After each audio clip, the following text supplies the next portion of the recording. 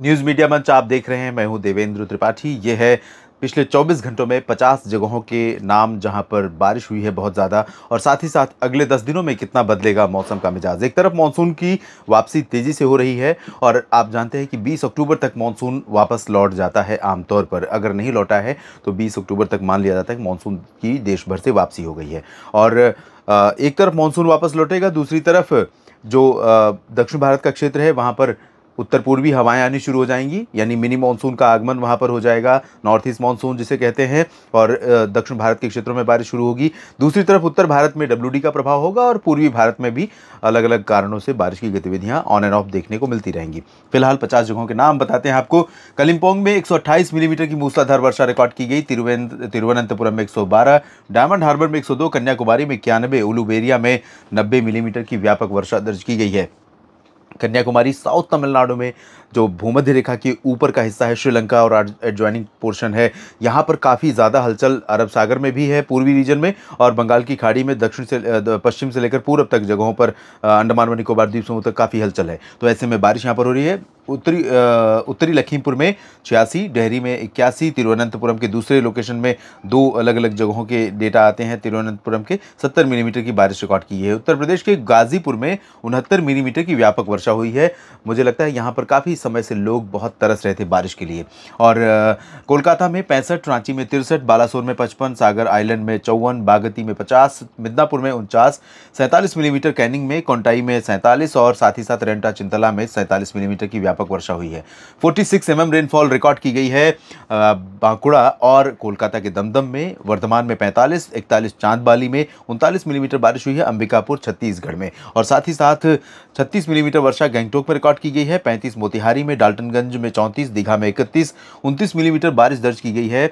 फोर्ब्सगंज में, पूर्णिया में 25, कूच बिहार में 24 और मछलीपट्टनम में 23 मिलीमीटर की बारिश हुई है। पारादीप में भी 23 मिलीमीटर वर्षा रिकॉर्ड की गई। कटक में 22, 21 मिलीमीटर पुरुलिया में, कोरापुट, कोट्टायम और वाराणसी से लेकर वाराणसी तक 3 शहरों में यहाँ पर 20 मिलीमीटर बारिश दर्ज की गई है। इसके अलावा गया में 19 और सबौर शांति निकेतन में 19, 18 मिलीमीटर बारिश हुई है। हटबे और सिलचर में 17 मिलीमीटर का आंकड़ा रहा है। छपरा और भागलपुर में 16 मिलीमीटर बारिश दर्ज की गई है। इम्फाल में, सिलीगुड़ी में 16 और 15 मिलीमीटर सीधी में, क्योंझारगढ़ में 14, लेंगपुई, तितलागढ़ में भी 14 मिलीमीटर की बारिश दर्ज की गई है। और ये स्थिति देखिए अगले 10 दिनों की। अगले 10 दिनों के दौरान जब इधर से मानसून वापस लौटना शुरू करता है, तब जो अरब सागर की हवाएं यहाँ पर आ रही हैं, उन हवाओं का प्रभाव धीरे धीरे बंद हो जाता है। बंगाल की खाड़ी से भी पूर्वी हवाओं का भारत के भागों पर इस तरह से चलना बंद हो जाता है। ऐसे में भारत के अधिकांश इलाकों पर ड्राई और क्लियर वेदर यानी शुष्क और साफ मौसम हो जाता है। बारिश की गतिविधियां बंद हो जाती हैं। लेकिन उसी दौरान यहाँ पर हवाओं का रुख बदलता है और ये जो पूरा रीजन है, यहाँ पर उत्तर पूर्वी हवाएं चलना शुरू होती हैं, जिसे नॉर्थ ईस्ट मानसून कह सकते हैं। और ये नॉर्थ ईस्ट मानसून की शुरुआत होती है यहाँ पर 20 अक्टूबर के आसपास। साउथ आंध्र प्रदेश एडजॉइनिंग जो तमिलनाडु का रीजन है, इन भागों में, साथ ही साथ केरल में और कर्नाटक के कुछ हिस्सों में, तो यहाँ पर बारिश की गतिविधियां शुरू होती हैं और कई जगहों पर व्यापक बारिश उस दौरान रिकॉर्ड की जाती है 20 अक्टूबर से लेकर के 31 दिसंबर के बीच में। इधर पूर्वी भारत के भागों में ऑन एंड ऑफ बारिश कभी पूर्वी हवाओं के प्रभाव से, कभी बंगाल की खाड़ी की हवाओं के प्रभाव से यहाँ पर होती रहती है। और अगले 10 दिनों के दौरान यहाँ पर बारिश होने की संभावना कई जगहों पर दिख रही है। और इस बीच WD के आने का क्रम उत्तर भारत में बढ़ेगा और भारत के करीब से होकर के WD गुजरेंगे पश्चिमी विक्षोभ। और इन्हीं सिस्टमों के चलते अनुमान है कि 6 और 7 अक्टूबर से लेकर 9-10 अक्टूबर के बीच में यहाँ से कि स्ट्रॉन्ग यानी प्रभावशाली पश्चिमी विक्षोभ के गुजरने की संभावना दिखाई दे रही है।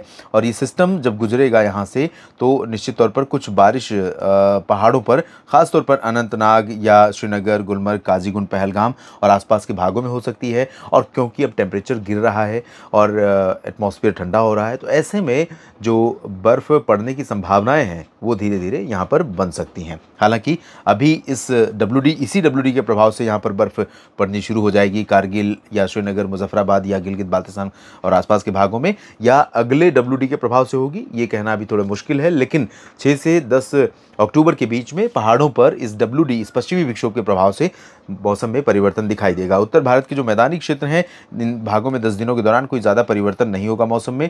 ड्राई और क्लियर वेदर रहने की संभावना है।